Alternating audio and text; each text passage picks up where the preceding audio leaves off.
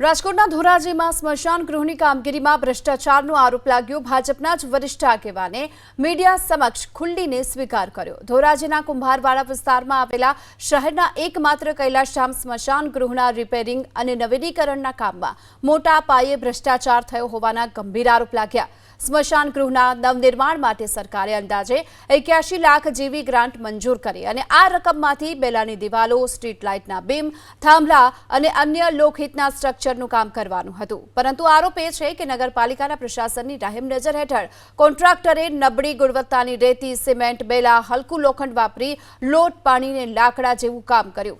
સરકારી નાણાંનો બેફામ ધુમાડો કર્યો। खुद सत्ताधारी पक्ष भाजपना ज वरिष्ठ अग्रणी और पूर्व नगरसेवक जयसुखभाई ठेसियाए काममां भ्रष्टाचार थयो होवानो खुल्लो स्वीकार कर्यो छे। धोराजी भाजपना पूर्व महामंत्री और विधानसभाना पूर्व प्रभारी रही चूकेला जयसुखभाई दावो कर्यो कि नबળી कामगीरी बाबते भाजपना ज 15 जेटला सभ्योए नगरपालिकाना चीफ ऑफिसर और प्रमुखने धारदार रजूआतो करी छे। એટલું જ નહીં, મુખ્યમંત્રી, સાંસદ અને ધારાસભ્ય સુધી લેખિતમાં ફરિયાદો પણ મોકલવામાં આવી છતાં બેફામ બનેલા કોન્ટ્રાક્ટરે શાસક પક્ષના નેતાઓને પણ ગણકાર્યા નથી અને પોતાની મનમાની ચાલુ રાખી।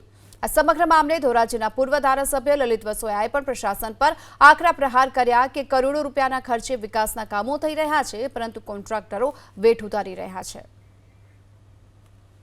સ્મશાનની રૂબરૂ મુલાકાતમાં મેં ત્યાં જે તે સમારકામ રિનોવેશન થતું હતું, રિનોવેશનની ચકાસણી કરી એક જાગૃત નાગરિક તરીકે। તો રેતીમાં જોયું તો રેતીની જગ્યાએ ધૂળ, બેલા જોયા તો બેલા ખાડા ખબડાવાળા। હવે જે તે બાંધકામ થઈ ગયેલું હતું, બાંધકામમાં હાથ માર્યો તો સીધા સિમેન્ટના પોપડા હાથમાં આવી ગયા।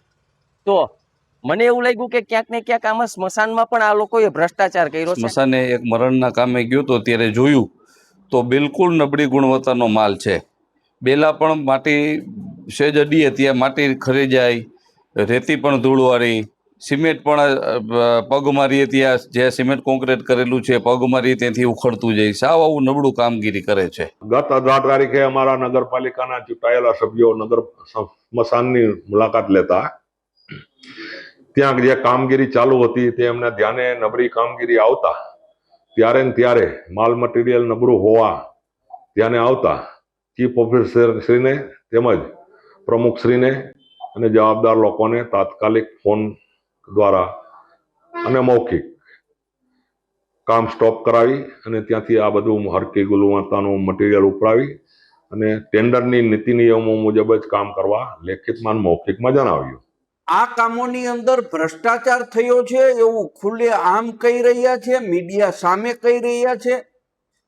ભાજપના 24 સુધરાઈ સભ્યમાંથી 15 જેટલા સુધરાઈ સભ્યોએ મુખ્યમંત્રી શ્રી, પ્રદેશ પ્રમુખ શ્રી અને અધિકારીઓને, ધારાસભ્ય, સંસદ સભ્યશ્રીઓને પણ આ નબળા કામો અંગે રજૂઆતો કરી છે। લાખો કરોડો રૂપિયાનો ભ્રષ્ટાચાર નગરપાલિકાના શાસકો દ્વારા થઈ રહ્યો છે એવા આક્ષેપો ખુદ ભાજપના આગેવાનો, સુધરાઈ સભ્યો કરી રહ્યા છે।